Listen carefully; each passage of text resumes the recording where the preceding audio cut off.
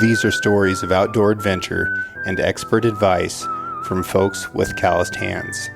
I'm James Nash, and this is the Six Ranch Podcast.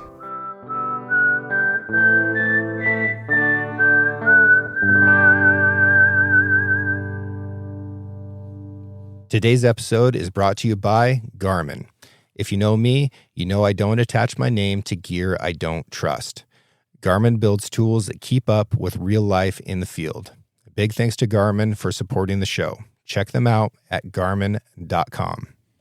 Mr. Justin Russell, I'm so excited today for the show because we're going to get to cover two of my favorite topics to talk about.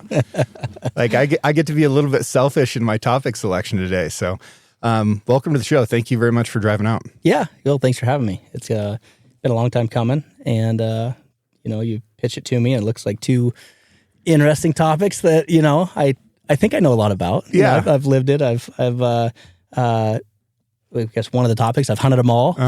And so military, some predators, some good chat. Yeah. So we'll see what we can dive into here. Well, starting off, did you grow up hunting? I did. I was absolute lunatic about hunting. I would lose sleep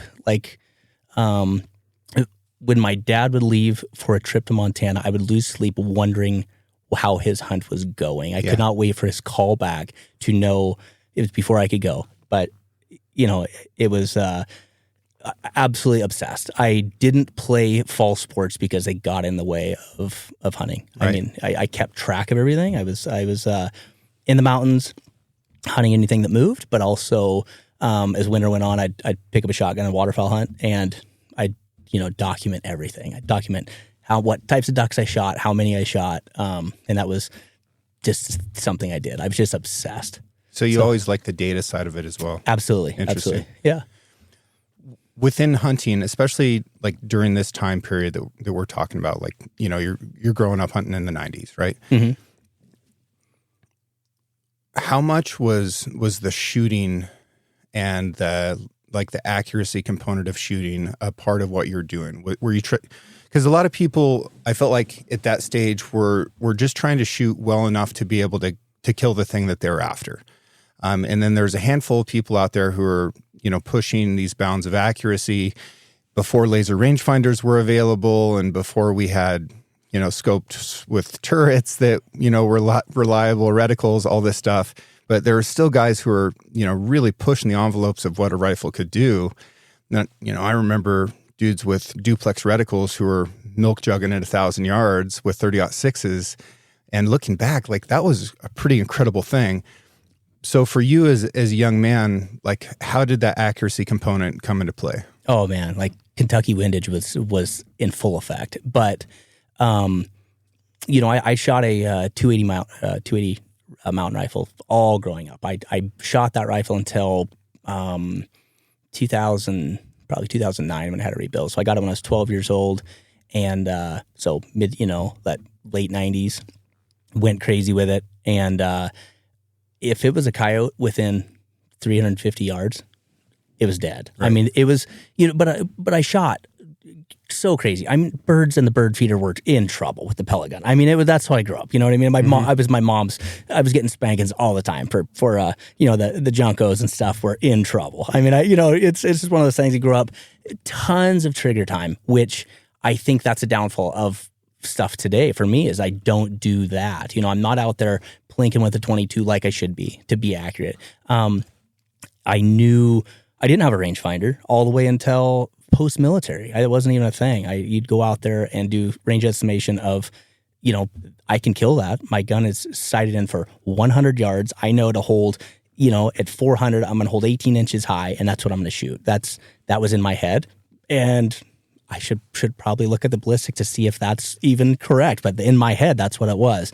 And so holding but I was deadly with that gun. It was just something I grabbed it. I shot I think there were 150 grain core locks out of it, and it was what he shot. And Jenna picked up that gun when we got together and when she started her hunting career, and she killed a lot of stuff with it. I mean, it was it's what I had, it's what I knew, and it was just, you know, I was super proficient with it because I knew the trigger like it was. I mean, that's what my finger was molded to. I shot the barrel out of it, you know, and for that caliber, I don't know how many, you know, rounds I put through it, but it was that thing of, you know, just knowing that rifle and, you know, talking about some of that, you know, the BDC reticles and the, you know, the turrets and all that stuff. They're wonderful, but you better know how to use them. You know, I knew that duplex reticle that was in that gun. That's the gun I used. That's the only rifle I shot.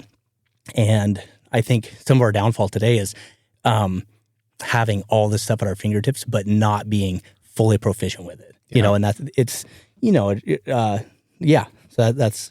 some of that stuff of that you learn in the military too. You know, going into that, I guess jumping into some of that stuff is just repetition. You know, in different scenarios, in different weather, winds, you know, leads, mover. You know, I mean, it's incredible. I can go out and miss a coyote right now with the gun that I have at 150 yards, and I'm not actually that surprised. I'm like, what just happened? I don't ever remember that happening when I was a kid, you know, and I was growing up. I mean, it was in trouble. But so, yeah, I got stuff that I think's way better, but I don't shoot it like I did that gun. Yeah, it is interesting because we've traded the capability of precision that comes with the process required to achieve it for a lot of this more instinctive style shooting that you and I grew up with. And when we talk about stuff like we're holding the 18 inches high at 400 yards, the reality is that probably wasn't 18 inches and it probably wasn't 14 yards, but that hold that we had a mental image of was appropriate for how far away that animal actually was. Mm-hmm. And, you know, they're metrics that just get built up with experience over time. And it's super, super interesting. I was teaching a long-range class to some military dudes years ago who were extremely proficient. They were from a group that were extremely proficient. And we were starting off, and I had them facing me. Their rifles were on the line, and I said, all right, your first target is at 300 meters. You have 30 seconds. And only 2 out of 5 teams even got a shot off, and one of them hit, right? It's like, boys, it's a mil to 300 with everything. Like, this isn't a like do the process situation, because now you have this time limit. And I think that I prefer what we have now. Like, I love having the data. I love being able to understand exactly what's going to go on to the greatest extent possible between me and the target and make that really precise shot. This episode of the Six Ranch Podcast is brought to you by Garmin. I believe that the future of technology that is the most impactful to people will be wearable. The stuff that tells us how we're living and how we can improve and get us more information about how to interact with the world. And that is exactly what happens with my Garmin Tactix 8 watch. This thing monitors my health, my movement. It gives me information far beyond the time of day. I'm learning about moon phase. I'm learning about sunrise and sunset times, my current heart rate, the ability to look at advanced ballistic features to make accurate shots in the field. It even helps me with diving and lets me know how deep I've gone, how long I've been down, how long I've been on the surface. There are a huge number of features in every single one of these watches. There is something in there for everybody, regardless of what your sport or activity is, that will actually improve the way that you live your life. It'll let you know if you're getting sick before you ever feel it. I love this watch. It has changed the way that I live. It makes me more effective as a hunter and as an outdoorsman, and I think that you'll like it too. Check out Garmin.com to learn more about their watches and see if there's one that can improve the way you interact with your world. But I'm the same way as you, where I was growing up maybe shooting 8,000 rounds of 22 in a summer. Like, now I'm not doing that in a year. Absolutely. Yeah. Maybe not even in like, I bet I haven't shot 8,000 rounds of 22 in the last decade. Absolutely. Where I used to do it in a couple months. For sure. For sure. But there's no replacement for repetition like what you're talking about. So one of the questions that I have is, you're a sniper in the Marine Corps.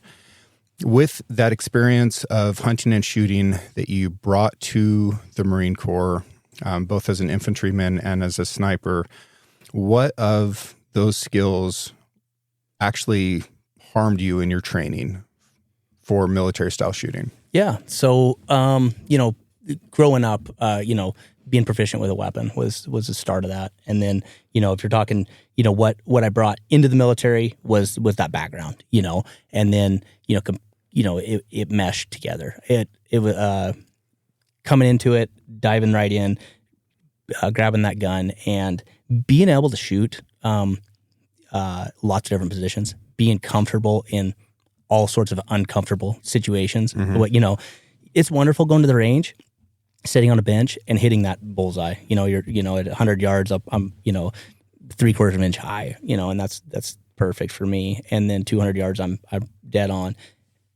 And 300 yards, I'm 5 inches low, but I'm still it's still a lethal shot, on an animal. That's kind of, I shoot a 6.5-06 now.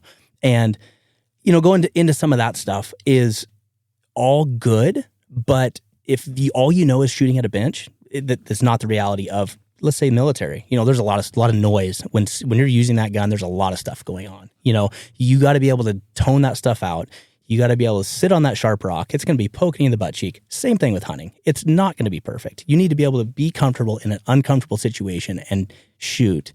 As you know, and I've been listening to some of your stuff lately. It's been great to hear all the talk about, that there is a lot of talk about our, say, failing mule deer population. I guess bringing that to light. If you're out there hunting and you aren't ready to do that, to make that shot on the once you found this animal, you may have just missed the opportunity for the season. I mean, there's not a lot of opportunity on big mature bucks, mature bucks in general. So you better be able to capitalize when that happens. And I guess, growing up, circling back to that, gun in hand, shooting those 22, shooting those pellet guns, being able to be proficient and capitalize on the opportunity when it arises. Same thing with the military. Stakes were a little higher. You didn't want to mess that up, but it was capitalize on it when the opportunity's there. You need to be successful. Excuse my French, but shit or get off the pot. You need to be able to do it now, do it the right way, and get the job done. Yeah. If you're out hunting these days, you're going to be, that's the gun part of it. I guess going back to some of the stuff of, sitting there and, the attention to detail, it was something I was always hunting. I was always outside. I was always looking for stuff. I was it's funny, as much as I was out chasing stuff with a gun, I was always looking at birds. I love to see red-winged blackbirds sitting on thing. My sister will validate that. I would ask my parents on the way home how many they saw, because that's the stuff I cared about. But I would pick stuff out and I would be looking for stuff, translate that to later, going to sniper school and playing a Kim's game of, keep in memory. I would be sitting there and there'd be 10 objects, or keep in memory would be one of them. Yeah, let's talk through what a Kim's game is, because they're fantastic. They're very humbling. Oh yeah. It's a great mental exercise, but the way I remember doing it is we would have like a blanket folded in half, and then somebody would pull back that half the blanket, and there'd be, like you said, like 10 items out there of random stuff that whatever somebody could scoop up, and you'd have a set amount of time, maybe it's 20 seconds, 30 seconds, 60 seconds, whatever, to try to memorize it, cover it back up, go do something stressful, and then come back and be like, all right, what are they? And it's humbling, but you also develop some incredible neuroplasticity in learning to look at what is here in this situation, memorize it, undergo stress, come back to that and be like, wait, this has changed. Or, this isn't exactly the way I remembered it. This should be here. Like, those things are really critical, both from like that recon sniper style job as well as for hunters. If you can't memorize a hillside in all of its complexity, then when something changes and is no longer there or is added to it, you don't have the ability to recognize that and then capitalize on that opportunity. Absolutely. And we would do the exact same thing. You'd have these objects in front of you, memorize them, but then there's those little zingers would come in there. which way did that door open when you walked in? Did it swing inside or out? And how many windows were on the front of that building? When you came in, you're like, oh goodness, I got to be a lot better about observing everything in my surroundings. And that was a military thing. And relating that to hunting, you're exactly right. Looking at a hillside you're going to be sitting on a hilltop, in this style of hunting that I'm used to, and I think you are as well, that sitting there, staring there at a mountain, finding something that stands out, and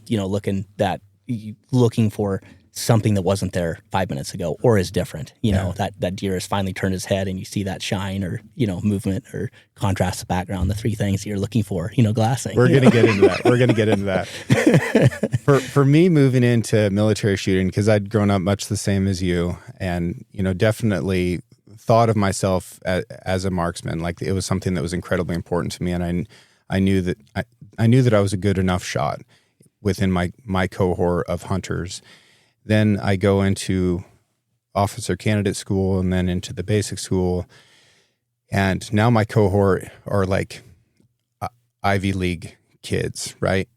Who were smoking me on education because they'd, spend an extra few $100,000 on theirs. And I was like, what am I going to beat these guys at? They're faster than me. They're smarter than me. I was like, I'm going to beat them on the rifle range is what I'm going to do. And then we get out there and I'm doing okay. But I'm also looking at guys who have never shot a gun before in their life and they're doing better than me. I'm like, uh-oh, this cannot happen. This is not going to go down this way. I was like, all right, what are they doing that I'm not? And I had to humble up really hard and be like, what they're doing that I'm not is listening to exactly what the instructors are saying and then doing that. Because I was bringing in my style of shooting that I'd grown up with and trying to apply it to an unfamiliar rifle and a different type of shooting situation. And I was, asking a lot out of a 14.5-inch barreled 5.56, And this gun was sloppy, like it rattled around. There's just all kinds of different things that I needed to do that I wasn't used to at all. I'd never even shot an AR before, that style of gun. So it was humbling and challenging. But as soon as I just did that, like, okay, let's listen to the instructors and do what they're telling me and try to apply that to this rifle and bring in what I can from my previous experience, then I did well. Mm-hmm. And I was happy again. But, absolutely. Yeah, that's those things, pulling the slack out of an AR trigger, especially those old A4s that we were shooting back then where you had to figure out how much slack, but it was a tricky little weapon to shoot. And then twisting that gun to take all the slop out of the upper and lower and trying to put tension on it so that the rifle was the same every time. It wasn't rattling around this little tiny stock that I couldn't get my cheek down onto. And these guys are talking about cheek weld. And I'm like, I can't even get my chin to touch this thing and my shoulder at the same time. Like, what are you talking about? Exactly. It's funny. Yeah. It was, but the only thing that was good about that, one of the good things, not the only thing, but one of the good things about that was be able to shoot a ton of rounds, right? Yeah. Figure those things out and being adaptable to those sloppy guns. I never did figure out that darn Beretta. I mean, pistol, it's a different subject. We don't need to talk about that. That thing was too sloppy. And, I had definitely not a real, You shot expert though, right? We don't need to get into all the details. Oh, really? Oh, the shame. I got it by 1 point one time. I was 1 point away from losing my badge. Yeah, I definitely wasn't an expert with the old Beretta. I think It's a tough gun to shoot. Oh, man. Yeah, impossible. I think I was almost better off throwing the thing. It was getting close to that. Yeah. A sharpshooter, definitely not an expert. But, it was... If I'm relying on that, they're going to be so close that we got bigger issues than my pizza box on my, on my huge issues, giant issues. Yeah.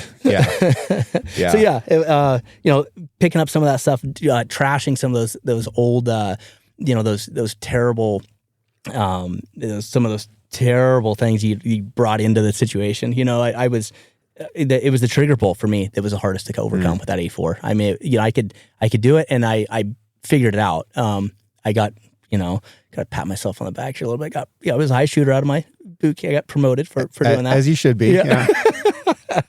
So I figured it out again. I could shoot. I could do it.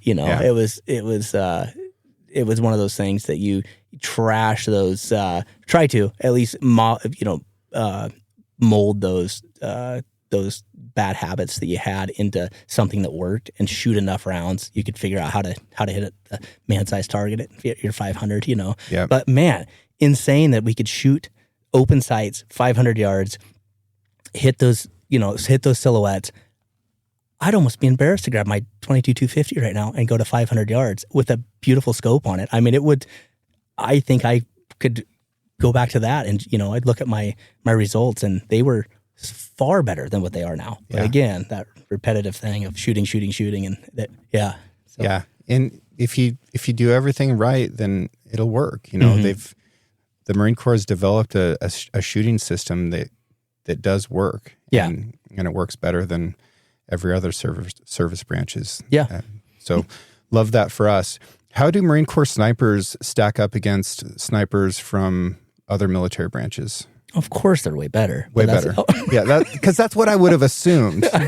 Like, do they try to be as good as us? Well, it's hard to compare, because what are we comparing to? Are we going to go to the range that take a team from these branches that goes to shoot off of a bench and do stuff? I mean, I don't have enough experience with foreign other militaries to say, but I will tell you on the battlefield, the enemy is terrified of a sniper team when they're operating in their city. I will, that's what my knowledge is with that. Take a regular infantry guy, put whole platoon out there, have them patrolling. They're fine. The enemy is not engaging for the most. They were engaging, but it was pop shots and weird stuff. It was all hands on deck if they could figure out where our team was in a hide. I mean, I guess it didn't answer your question of how we stack up against foreign military, but in comparables. I mean, against like Army, Navy. Yeah. I mean, it's I guess bring old Joe K in here. We'll have this full debate on the school's different. It's a very, very, very tough school. Yeah. Those guys have their own schools and their own training and stuff, but it is definitely not as stringent as elaborate as some of the stuff they go into with Marine Corps Scout Sniper School. How did you get selected to go to that school? So my entrance into the sniper platoon was totally foreign. I mean, it was different than anybody else that I knew. I was young. I got out of I was 18 years old going to the military. I started boot camp in February, and February 22nd, I went to boot camp. October, I was in Afghanistan. So I was fast-tracked right over. Knew that's what I was going to do. That's why I signed up to do that. People are going to want to know what boot camp you went to. Okay. San Diego, okay. the real one. And so we did that. I mean, there's stories of sand fleas and stuff. I mean, come on. We were doing real training, not just scratching our sides. You know what I mean? This is real stuff. I don't have a dog in this fight because there's only one officer candidate school, right? So I still get Marines that will ask me all the time, like, well, Paris Island or... Oh, yeah. Yeah. No, just Quantico. There's only one, and it sucks. It sucks all the time. Oh man, and then be a Hawaii Marine too. Put that on top of it. I was stationed at Kaneohe Bay, and it was, oh my gosh, you're not a real Marine if you go to Hawaii, supposedly. To the rest of the Marine Corps. But you know what? We deployed and did some amazing things, and deployed all over. And those guys, we did some really cool stuff. And so I guess back to that. Yeah, pretty wild. February, I went to boot camp. October, fast tracked through, SOI, that stuff. SOI is School of Infantry. School of Infantry. School of Hard Knocks. There you go. So finished that up. My graduation from SOI, from School of Infantry, I jumped on a bus from the parade deck, got on a bus, and went to pre-deployment training in 29 Palms the same day. What year is this? So that is 2004. Okay. So straight to pre-deployment training. We got dropped to the unit, 3rd Battalion, 3rd Marines, and away we went. Finished up training there, back to Hawaii to go home because we're deploying. It was that quick. So, we're into October. I had to go home real quick, shoot a blacktail. My grandpa, made it in a jerky for me and had it in Afghanistan, and that was the best trade material that's ever ever was. So, had jerky there waiting for me. And again, I guess that goes back to how I was a lunatic. But I'm in Afghanistan, and there's this 2-man sniper teams. And so I was just, I was a mortarman at that time, and I was just learning anything I could do. I was a sponge. I wanted to know it all. I wanted to get as much information. We had a counter battery system that was on this. I was in the Korengal Valley, or mouth of Korengal in the Kunar province, and there was some stuff going on, but it wasn't crazy. This is early in the conflict, and a lot of humanitarian, a lot of initial contact with villages and doing this stuff. These people, we're out there. Big floods were happening. We're being the good stewards and showing up with stuff at the right time. And it was a great experience, and the people were super receptive. So we had that going. In the sniper stuff, there was a 2-man team. We had a guy named Stokely and a guy named Brinker. Matt Brinker, it was the left by himself at the second half of the deployment. Stokely was getting out, and so he went on his way, and so one guy was left there, and he approached me one time. I was running I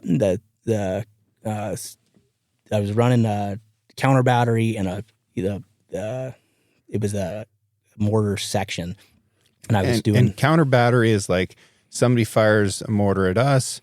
We've got some systems to try to figure out where that came from, and then we shoot back at its point of origin. Exactly. And so what we were doing is just plotting that at that time. A lot of the stuff was coming from Pakistan, but we were really trying to put the pieces together of what was going on. So we had this counter battery system, but I was also running a mortar section for support or counter shooting back at these 81s? 80. Actually 120s. We took over a army section that was there. So they left. We took over their system.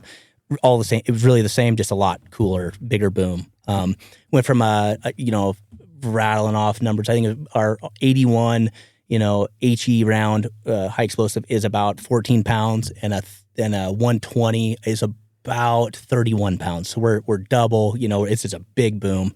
Really bright white phosphorus rounds. We could light up the sky with different stuff. We could make a mountain look like a volcano with red phosphorus. I mean, it was really, really cool system. But 120 millimeter munitions. That's the best. That is the gold standard. That's what real men shoot. Oh goodness. I know where this is going. Because everybody thinks of snipers as like being able to shoot accurately for long ways. And if you just take that distance and double it, then you've got a tanker. There you go. Minor problem getting a tank into the Korengal or in the Kunar Valley. I'd still do it. Turn me loose. Put me in, coach. Yeah, absolutely. And I don't doubt that. You guys went to some crazy places, and you would have made it. It would have taken a while. You would have leveled some buildings. We would have broken a lot of stuff. Absolutely. Yeah. Most of it our own. Yep. But, so here I am. I'm learning radio systems. I'm learning computer systems. I got a RO that's there, a radio operator that's there. He's a great guy. We had Michael Estrella was there doing that. And we had another guy named Superior was there. There were 2 ROs for the base. Those guys were awesome for if you wanted to learn it and you wanted to put stuff together, and that was me. It was winter. I got there in October. We were there through June. And there's real winter up there, right? Yeah, it's real winter. It's real cold, real high. We were about I remember top of my head 6,000 feet. The Pesh River was running in front of our base.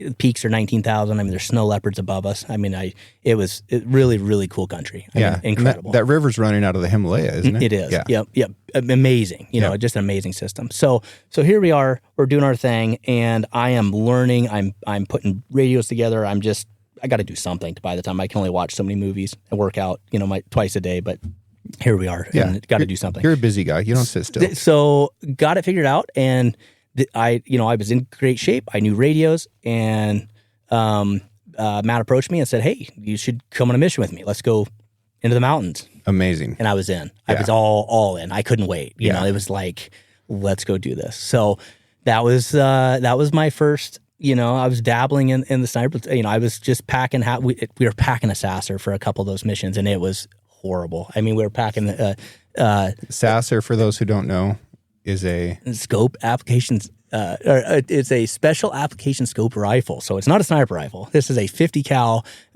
Barrett, and that is, it's 10 round mag in it. It's 31 pounds, 32 pounds, somewhere in there. It's just a beast for two people. Anti-material gun. For sure. For sure. We're shooting office rounds out of it. But we're not dealing with vehicles. We're dealing with people.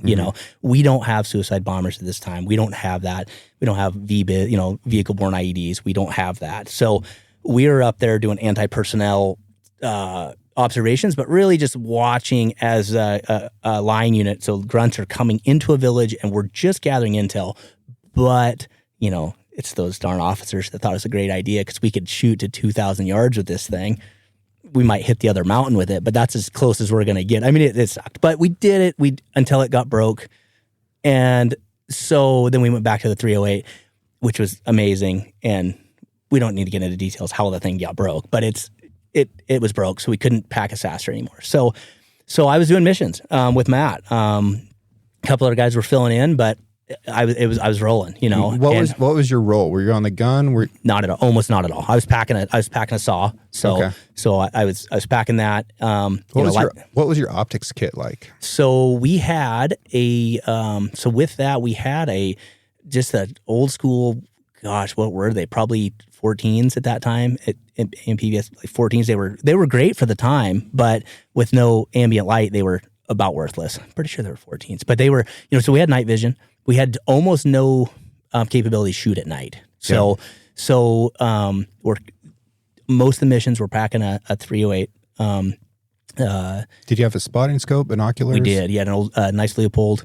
For that it was great. Leupold, packing binoculars and a spotter, and just laying there. Documenting everything, radioing back, and then every couple days we were coming down to get resupplied by the unit that was coming up, and we'd push forward again and do another village that had no contact with U.S. forces at this time. So doing a lot just observation. The actual scout sniper being just gathering intel for whatever we're needing. And that's most of the job, right? For sure. And it morphed into something, and that there's stark differences between Afghanistan and Iraq. At this time we're gathering lots of information.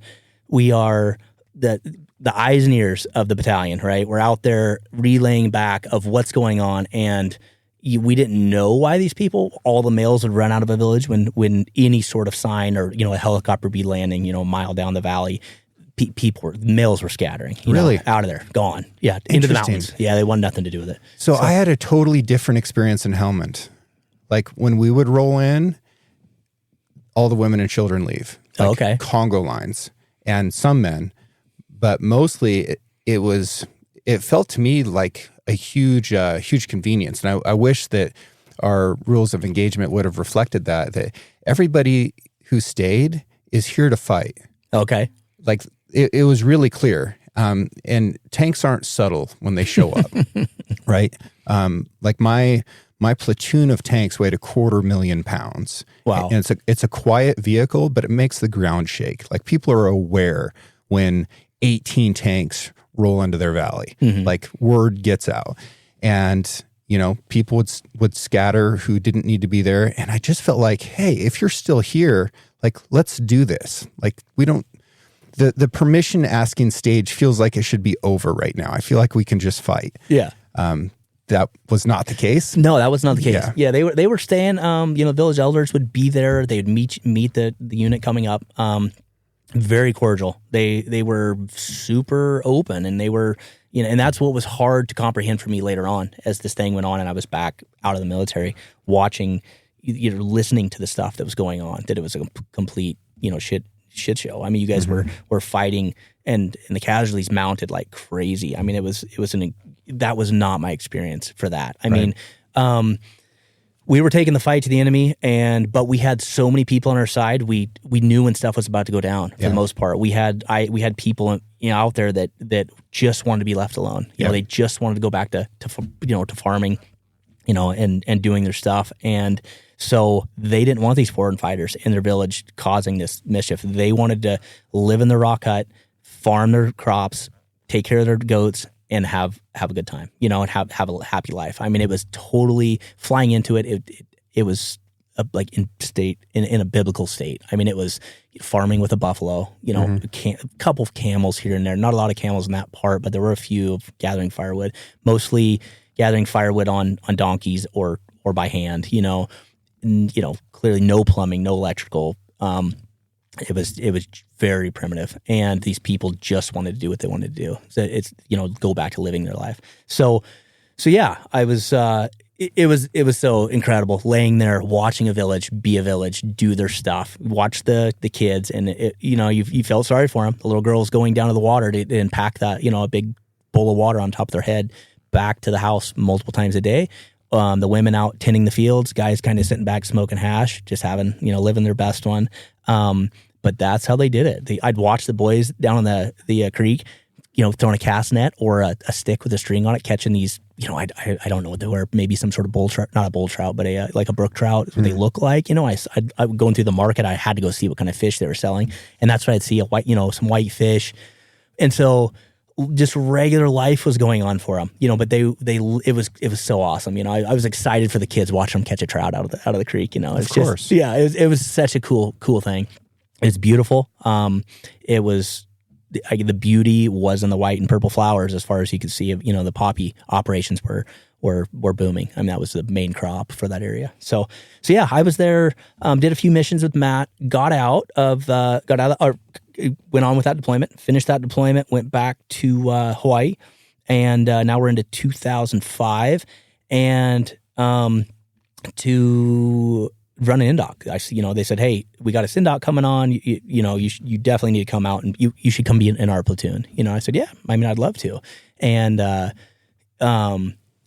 ran the first indoc, failed miserably. Not, I can't. I mean, I am more of a rock than a fish. I will just say that. So the swimming portion of this smoked me. I mean, I was going to drown before I quit, but going throughout the day, it was just, it was brutal. The indoc is a brutal thing. So which part of the swim test was getting you? Treading water for a half hour was, and they, cram everybody in a corner, make everybody, you got to take off all your swim shorts under your camis, but you're jumping in with everything. You got to take your boots off. You got to take your shirt off, your stuff. You're taking everything off while you're treading water. Oh man, that was not my style. I was not ready for this portion. I mean, it already hurt, and you start the day with a physical fitness test. So you run your PFT. So everybody's running a 300. So you're maxing out on your sit-ups, your pull-ups, and your run time. You're running your 18-minute 3 mile. Everybody's that's out there is pretty much doing that. So you do that.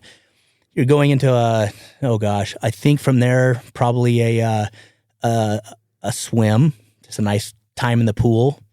Oh man, I was excited for the pool because it's going to cool off. We're in Hawaii; it's hot. Wow, did I underestimate how bad that was going to be?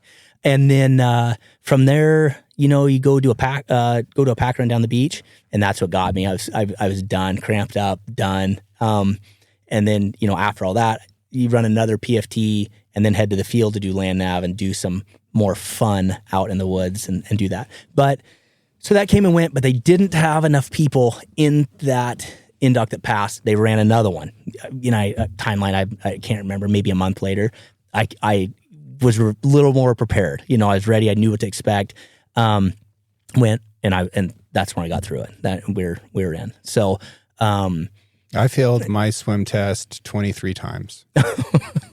And I know that because there were 24 opportunities. Oh my goodness. So okay. I got it on, if I hadn't passed it on my last chance, then I would have gotten rolled and had to probably wait for 3 months and then do my entire 6-month basic school over again. I would have rolled, and yeah, it was tough. And the part that was getting me, dude, was the 50-meter gear swim. So we're, boots, trousers, blouse, your load-bearing vest with magazines, canteens, Kevlar, and then a rubber rifle. And you had to swim down the long side of the pool, turn a corner, go down the short side, turn the corner, and come halfway back down the other side. Now, I could make it to the first corner just by like sheer willpower and frothing water. But then you lose all your momentum and you've got to turn. And by that second corner, I couldn't do it. Yeah. And I was literally drowning, and that was the point that I was getting to, is like, you got to come get me off the bottom of the pool. And they would, and then they'd be like, come back next week, try again. And it was so painful, so brutal, but I passed. Took a lot of work, but got it done. And that's not an uncommon story, right? Yeah. I think what's uncommon is that for me, it was a 6-month-long course. We took that first test right at the beginning of it. So then I got more opportunity to just fail over and over and over again. Yeah. Oh, absolutely. Yeah. Absolutely. So that's how that went. I was in the platoon. You go through, it's a rigorous thing. You sit down in an interview with oh gosh, I should remember some of this stuff. You'd think I'm failing here, but 4, 5, 6 snipers are interviewing you. You're sitting on the hot seat, and they're going to fire questions. They're going to fire some maybe some history, tell about yourself. They're gonna put you in the hot seat, and you're gonna do your thing. Then they're gonna tell you after that if you're accepted or not. And so then you're in it. So once you're in. So what are they looking for? Are they looking for somebody that can just manage stress and complexity coming from lots of different angles? Like what would you look for if you were on that panel interviewing a sniper? So I'm looking for, somebody that's going to be trustworthy. You're going to be out there. You better be able to you better be smart enough to operate all the systems that are about to be thrown at you. We've got one person on the team carrying a 203. We got somebody carrying a saw. We went to 4-man teams after that. After Afghanistan, getting ready for Iraq. 4-man teams now. 2-man's done. And a 203 for those who don't know. Yeah, so it's an M4 at that time. So we're carrying an M4 with a grenade launcher on the bottom of it. So yeah, which is a really cool gun. All the grenade launcher stuff I feel like was invented by children. Absolutely. Like even the sight, right? Even though you look at that totally. And like this thing basically is firing a super angry baked potato, and it goes thump. Yeah. And it's just comical. Everything about it is funny on the shooting end. On the landing end, like the comedy turns into tragedy a lot of the time for somebody else. But like the Mark 19 is a fully automatic grenade launcher. An adult man did not come up with that. No, but what an incredible piece of machinery. I mean, sure, but I just think somebody went to a 12-year-old and they're like, "Hey, what kind of gun should we make?" And they're like, "Well, what if?" Exactly. It fired spicy baked potatoes at 400 rounds per minute. For sure. Even the 50. You look at the history of that thing. Yeah. You're going back to that, and we'd have gun trucks with those on there, and really haven't evolved. And it's came from, late Vietnam. I think they were starting some of that stuff. I'd have to look at my 1919. Oh my, for the 50 cal. Okay, so way back. We're talking. Okay, yeah, it was really, really early, and very little of the M2 50 cal, the Browning machine gun, has changed since then. There's a couple different systems for like the back end of it, but like the guts of it have not changed. The headspace and timing gauges have not changed either. They're actually using the same chain to link those things as they did in 1919 or whenever it first came out. Well, some of that stuff too. You see, like from our aircraft to our weaponry. You just get, which is nice. I mean, you get to use them. You get to use the same thing. They did adapt some of our stuff. So I guess let's just circle back to that. Something I'm looking for with somebody that I'm going to pick to be in the sniper platoon, and I got to do a bunch of this as I was getting out. I'm looking for somebody that is not going to give up in a tough situation. We're going to scramble their brain. We're going to make them tired. We're going to make them hungry. We're going to take all great things away from them, and we're going to put them and make them stressed out. Sleep's going to be non-existent, all the above. And I want to see how you react, because you need to be able to still solve problems when they come up, and you need to, with clarity, you need to be able to throw your boots on, get out there, let's throw down if we need to, or let's get the hell out of here if that's what we need to do, and do it, and as well as be professional. We're out there, it was that whole thing is when they would preach some of those little catchphrases to you, hearts and minds, when you're there, that went so far with taking those. You're not going to beat those people on their own turf unless you have some of those people buying off on what you were doing. And we learned that big time in Iraq. I went back to Iraq in 2006. So, fast track to that. And you were going to have to make relationships and with those locals. And, I'm a people person. I like talking to people. I went to, linguist school and learned to speak, enough to be dangerous. But got over there, thrown to the wolves, and let's talk to them, and let's have some humility and humanity with what we got going with their situation. Let's recognize that and have some empathy towards their situation and what they're in. But they're going to understand I have a job to do, and I'm going to do it with. It's going to be invasive. I'm coming into your house. I'm going to take it over, but at the same time, I'm going to give you the things to get by. You're going to have food, water, and you're going to be able to go to the bathroom. Other than that, but we need to communicate this. So if I'm taking somebody that I'm choosing to be on my team or be in my platoon, they're going to have to go in there and they're going to have to talk to somebody and do this. They're going to have to be compassionate enough to understand the situation, to not make an enemy. Maybe they're not, maybe they're on the fence, of that. And they need to be able to communicate with this person and communicate what we need to do, be able to do the mission we're doing. We're not in there to, this might be the strongest guy in the world, but that does nothing for this family that we're about to deal with. We need those people to understand what I got going on to a degree. They need to understand my side of it. Some of them didn't really understand, but at least I could communicate what I'm doing, what they're going to do. This is how it's going to be. It is a one-way street. This is how it's going to be, but let's chat about this. Let's talk about who knows what. Let's hit all angles of this. Let's get past this. You're not doing anything until I leave. I don't know when I'm leaving. I know when I'm leaving. You're not going to know when I'm leaving until it goes quiet and I'm out the door, because we don't want none of this communicated to the people. But at the same time, there's a lot of stuff going into a mission. We're taking over a residence, sneaking into somebody's house in the middle of the night. We're taking that over. We're setting up a hide. So we're in there,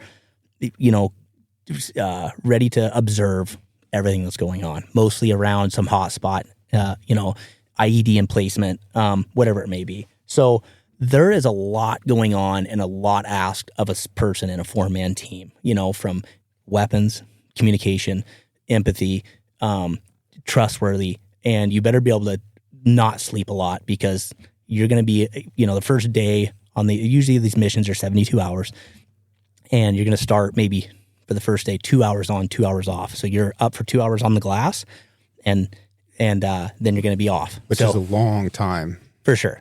You're not really staring through the glass, but you're going to be on watch. You're going to be looking out the window, in your gear, ready to roll, and observing whatever target we're looking for. And that might be, an IED, because what it was where we were in Haditha was a concrete roads. Everything was concrete. So it was hard for them to put IEDs in unless they used an existing crater. So we would find these places that were hot spots for that, and they were going to reuse those because, they're having to dig this, tank, big, using acetylene tanks, or they're using all sorts of munitions, but they're big. So pretty big hole to put this stuff in. So we're out there and you're looking, and you don't really have to be in the glass completely until movement starts to happen. And then you better be on it. But, at that point, it's also pretty easy to pay attention. What gets a little bit more difficult, in my experience, was once I started to see something like an IED getting put in, which was in my area was usually put in an echelon. So like one guy would come dig a hole and leave. Absolutely. Somebody else would come put something in the hole and leave. So that, they knew the game. They knew that what they could kind of get away with. But as soon as that started to happen, I could watch that situation intently for a long time. What was difficult was to make sure that I was also scanning around and making sure there wasn't something else going on somewhere else. Absolutely. And the same thing happens with hunting, right? Because this is the direction we're going, folks, is we're going to bring this stuff back towards the hunting side of the house. You can get locked into looking at a specific animal or a specific place where you last saw it, and you can get blind to what else is going on around you. And I've seen this happen to hunters over and over again where, they're looking at the last place that they saw that deer or that elk or that bear, and they're just beamed into it. And they don't see that other one that just came out on the hillside just to the left of them, or they don't see that, that bear Houdini'd his way through that timber and is now popped out half a mile away. Happens all the time. So yes, you've got to look at that spot, but you also have to keep awareness of the area around. Absolutely. Easy to get tunnel vision. And as some of those stressors of lack of sleep, you're still hungry, you're eating crappy food. As that stuff starts to mount, that's when I think you're more apt for those situations to really sneak up on you. And going back to that stuff, that stakes are a little higher, we're out there, these guys are putting in some big bombs. What's nice about coming back to the hunting thing, maybe the buck gets away and that hopefully you get another opportunity. But yeah, it's that whole thing.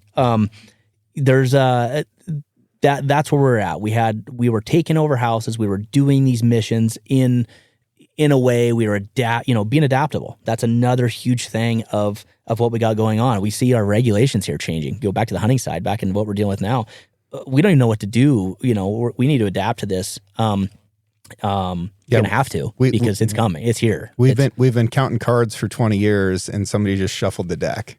Absolutely shuffled the deck, and it might almost to me looks like it's written in a different language. I can't comprehend what I have going on. Different subject, different topic. We can, that's a different road to go down. But with everything said, got to figure it out, and got to figure out how to how to get back out there and how to still participate in the adventure of these hunts that are. So a good sniper needs to be physically fit.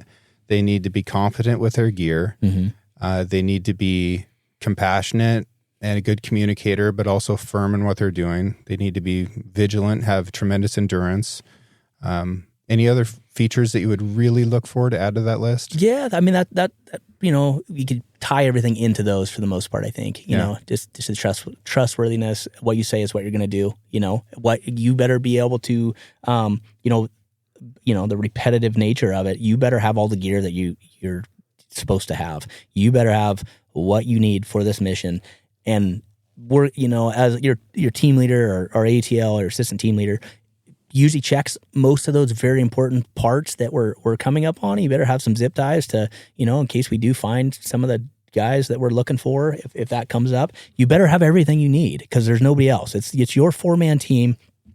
So rules were our 4-man team would go out. We would take 2 grunts with us. We had to have 6 people to operate. So we had 2 people for security. We had our 4 that were doing the mission, but we're all 6 together. So if you don't have it, you don't have it, right? And you are relying on each person. And in those urban settings, stuff can hit the fan very quick. And we dealt with a lot of that.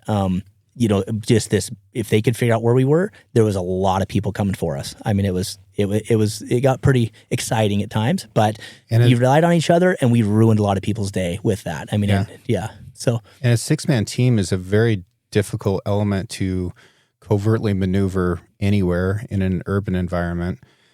At least if you have a structure to take over, like you can deal with that personnel from a hide perspective. But if you're trying to have a 6-man team in a hide in the wild, that's taken up a lot of real estate. For sure. One of the things that I really wanted to ask about is sniper style stalking. Mm-hmm. Right? We see this come up in movies and stuff like that. People always, immediately think about the ghillie suit. There's so much more to it than that. So what are some of these like fundamentals of camouflage and movement that you learned for stalking that you feel like maybe hunters could apply? Yeah. We were just on a trip in Montana this, back in early November, and I snuck up on a deer, this buck in a pasture. It was in a block management, but they had grazed a bunch of cows there. There was no grass, but the terrain, even though it's flat-ish, there's still folds, seams, and creases that you can utilize to move, undetected. And that's what you have to do. I mean, look at the topography and use that to your advantage. That's really all you have in that. And what's funny about, some of the stalking in school was that people would you would full ghillie suit, and the colors are huge with that when you're building. You can always make it darker, but once you cross that border, you can't really lighten it back up, right? It's almost everything's, you don't want shadows, you don't want that, so you want to blend with the vegetation and do your stuff, especially on some of those stalks that are flat as could be, pretty much stalking across a football field where you're having to use that color to your advantage, but as you go on and you do a few of these things, you use, you even get into some sort of little ditch, a drainage canal or something, and crawl through that. Once people were past, and there's a couple guys that, Marines are lunatics, as you know. They're going to do stuff that's just so far out there that's, it's so comical looking back, and you had to laugh, even in the situation. But, a couple guys in the last stalk, they'd already passed. They had nothing to lose if they got caught, but they completed their stalk completely naked. Stripped down. We're talking not just boots, rolling, that was it, and did it. So using terrain. They did that with micro terrain. For sure. Yeah. Absolutely. Yeah. And so you're so dead set on, just creeping, or, just with this ghillie suit and molding, where a person's first thing you should look at is that micro terrain, looking at the topography and using that to your advantage to get to somewhere, within, for me, I'm always looking for 250 yards is where I want to be, but I am comfortable being in that 250 to 300, and that's where I'm at. I can get there, especially on an animal. Again, wind comes into consideration where people, which, weighs in, where you don't have to deal with that with people looking for you. But so you take that into little consideration, use the topography, and get in and do it. Get it done. Everybody's using camo these days. I think you could probably, we could go back to the old Woolridge flannels and still get it done. And maybe, there's benefits to the upgraded stuff of today's technology of, this awesome stuff. But, well, plaid was the original digital camouflage, right? Yeah. We just don't think about it in those terms. But if you take plaid and you look at it closely, you realize that it isn't just a checkerboard, right? There's the black bleeds out into little fractals. Same thing with the red. The red is a color that those animals can't see that we're hunting. And then you've got a natural fiber that is diffusing light. So it was a very effective camouflage, but we just didn't realize it because it was obvious to our eyes. Yeah. I find that very interesting. But within that light diffusion thing, you talk about shine. Tell me about that. Yeah. So, we're all carrying something. Our faces, you look out, that's going to be a big one. You're putting cami paint on, you're painting up your face, and people don't realize how important that is. That thing glows, low light conditions, specifically sitting back in the shadow, anything, hands, face, our watches, our optics, everything's obviously going to reflect and shine, but that is very unnatural. When you're looking across that landscape, that is going to stand out amongst almost everything else.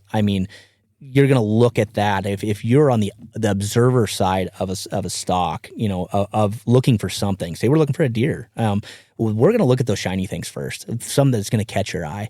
Shine is huge. It might be an antler. It might be a butt, a throat patch, a face, whatever it is. Part of your rifle, absolutely, your bow, your optics. For sure. Sure. Yeah. That glint.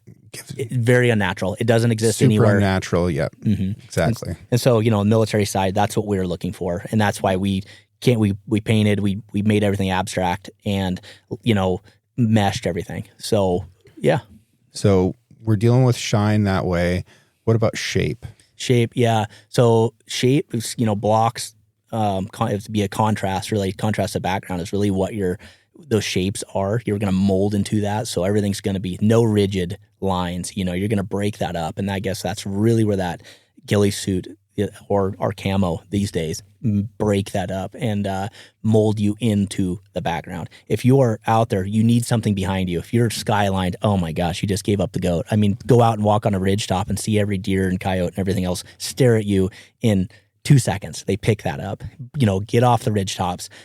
Exact same thing in military. Never walk a ridge. We'd always be in a draw. You'd always be just under a seam or a fold and move that way because your shoulders and your head are a distinct outline and gonna give that away.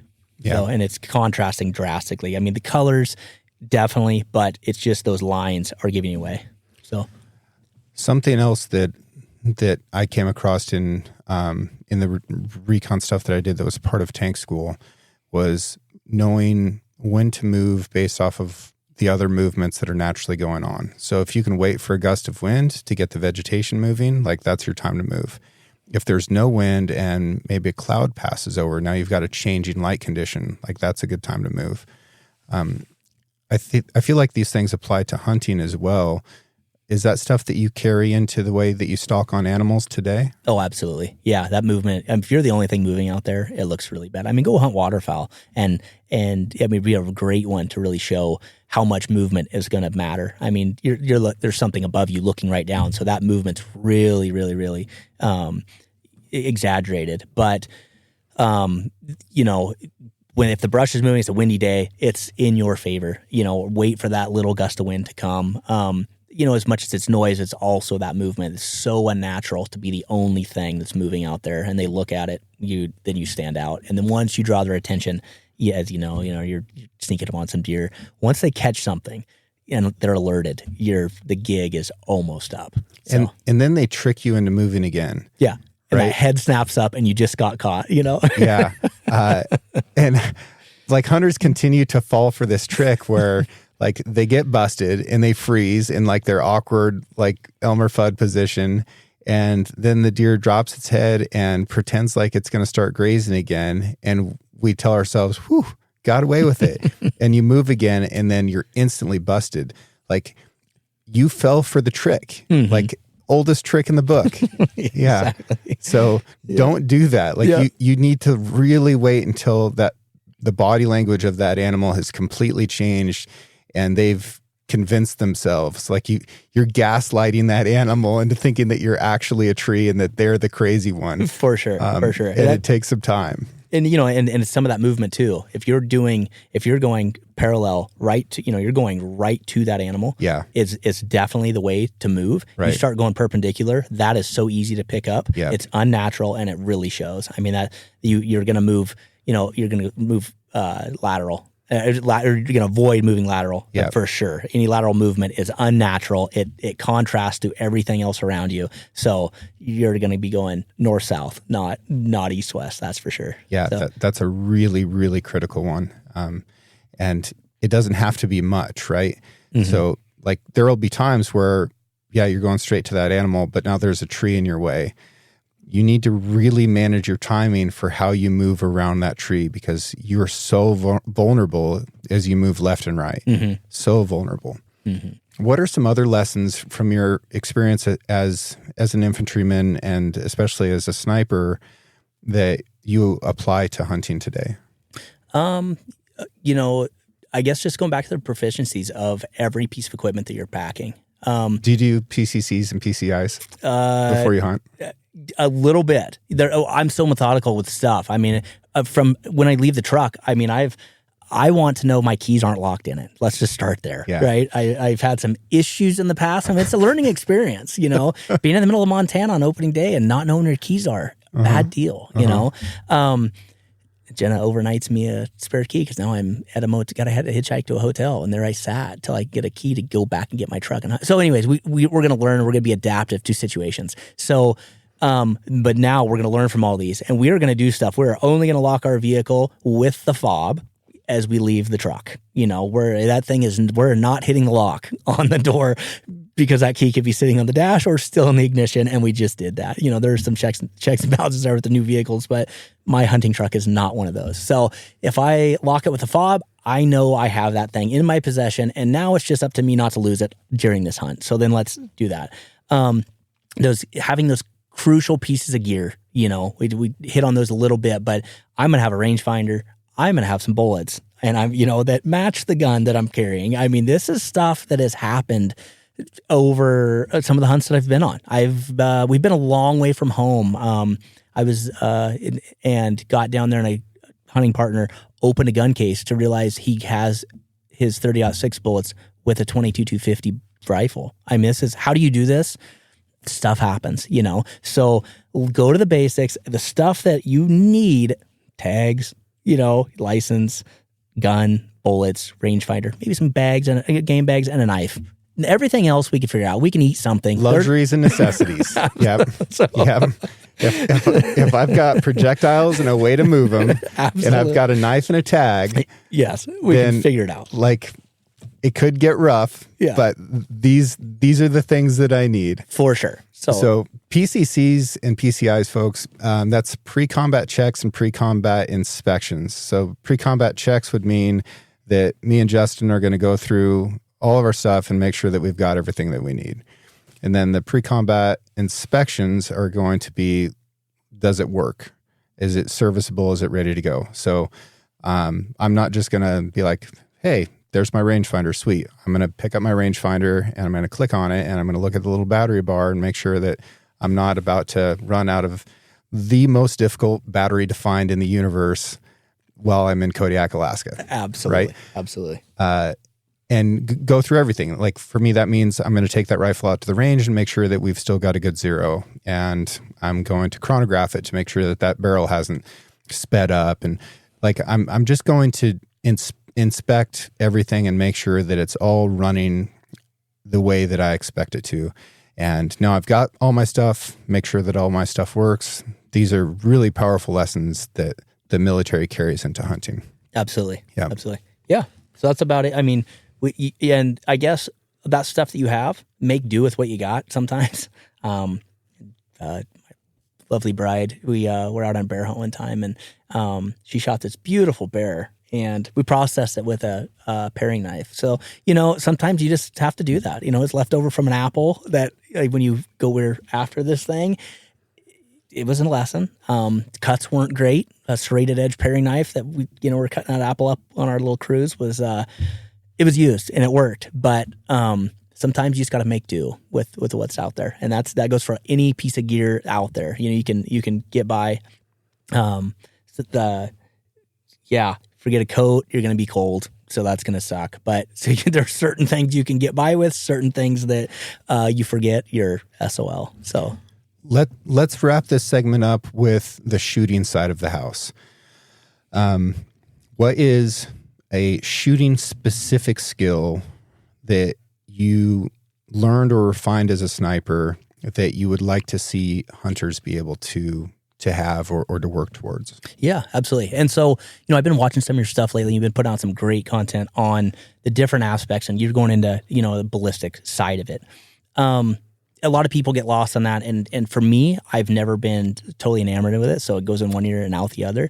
But so it's great to know a bunch of that stuff. But, I guess what is really helpful to a hunting situation and to be, to make your hunt more successful is to those proficiencies with the rifle. So know some of that stuff, when you're before this hunt takes place, what is going to be the most effective zero for your situation? Where are you hunting? Are you going to the plains to hunt antelope? You should, make sure that you have your zero is, and you're hunting an animal that's quick. I mean, you screw up briefly and that animal's definitely gone. So a 200-yard zero that you have leniency to point of, you can hold on for a lethal shot and pull the trigger at whatever maximum yards to cut out some of those steps of ranging, dialing, and doing that. So, some of the stuff that I've rolled in is, a lot of people get hung up on caliber. There's the argument of you shouldn't be shooting a 6 Creed for an elk because BC is this, but a 338 Lapua is this, and this. I mean, look how much greater it is. But also the same person is flinching when they're shooting that rifle. They're afraid of it. They haven't practiced with it as much as you could shoot this thing and it's fun to shoot these lower calibers. You're more proficient with it. It is absolute tack driver. It's flatter shooting. There's all these other pieces of the argument. So what works best for you in that situation? Somebody that's hitting the 10 ring at 600 yards is way better than the dude that just flinched and shot that elk in the back leg, obviously. But that is a reality that we deal with and we see every day. So being proficient with what you got and knowing those, how to operate every piece of it. The biggest thing in shooting is that, with the gun is be able to sit down, put your bipods out, adjust them, get a rest, whether it's on a fence post. Don't use the barbed wire, Tyler. Use a post. Use your bipods. Forget Tyler. God, Tyler. I know it's Tyler, but be able to get above the grass or above this, or use a tree branch. Use something out there to get a rest, and that you're practicing at the range, like we were talking about earlier. Everything's so controlled. You're shooting off a bench. You're doing this. Bipods are out at the lowest setting. You're on your bag and you're shooting. Gun shoots great. You need to be able to apply that. You take that gun out. You need to be able to hit your target in a less optimum situation. It needs to, because nothing is going to be great. The animal's going to show up in a horrible time. You're going to be walking along and look over and it might be standing there. You need to be able to get on a branch, get on a rock, sit on your butt, do something to be proficient. So practice those things that aren't so, so controlled, so uncontrolled environment, and sit down and make that shot and be proficient with that. Talking about before, stuff's changing. You might only get a tag in some of these spots every 3 or 4 years. You better be thinking of this to capitalize on the opportunity when it arises. Mm-hmm. Then the way deer numbers are, the way tags are coming, when it happens, it needs to happen now, and you need to capitalize on what's in front of you. So yeah, being able to shoot, because missed shot on the animal you just blew could definitely be the last one for that season. It's they're not behind every tree, and my hunting group, myself, my wife, my buddies, we are just as guilty as anybody else. We blow these things, but that is a thing that is for our future is going to be different. So learning from your mistakes, absolutely, is a big part of it too. Yeah. Yes, for sure. But back to that, being comfortable in an uncomfortable spot. We're hunting eastern Montana. There's cactus. You're sitting down. It sucks. So do you totally pick up and do something totally different? Can you move to that hill and get a better spot? Well, if you just put the bipods out and shoot, it's over and you just harvested the animal. You're done. Move on. It's great. But you got to be able to overcome some of those things that happen, and military wise, there's also back to that, all that noise of when you're shooting. When you're at sniper school, people are walking on your feet. You're laying on you're prone. And people are walking your feet. They're yelling. You're getting done. You're going to do push-ups. You're going to do this, and you're going to get back on the gun, and you're going to be expected to shoot moving targets. Stationary target. This and that. All this stuff going on.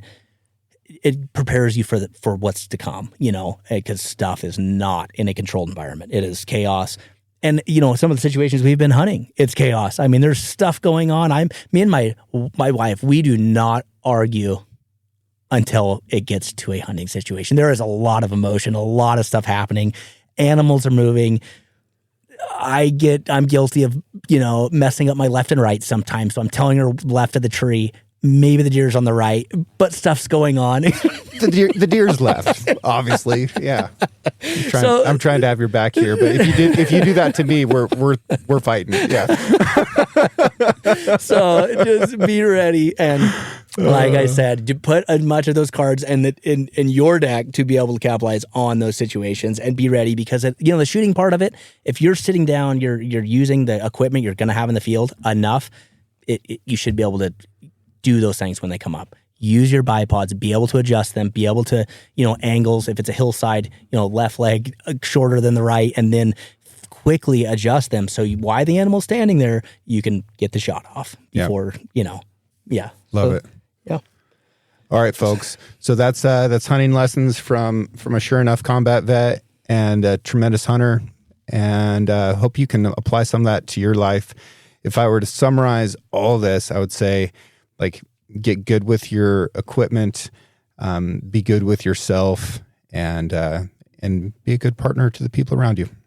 Yeah. Okay, we're going to take a quick break, and then we're going to get into predators. And folks, come back next week for that, because we're going to talk about some stuff around, bears, wolves, and cougars that is absolutely going to blow your mind. Thank you, Justin. Yep, absolutely. Thanks for having me. Thank you to everyone who has taken the time out of their busy lives to write a review for the show and share it with their friends. I'm extremely proud of how intelligent, engaged, and adventurous this audience is. Original music for the Six Ranch podcast is written and performed by Justin Hay. Art for the Six Ranch podcast was created by John Chatelain and digitized by Celia Harlander. Thanks for listening, and we'll see you again next week.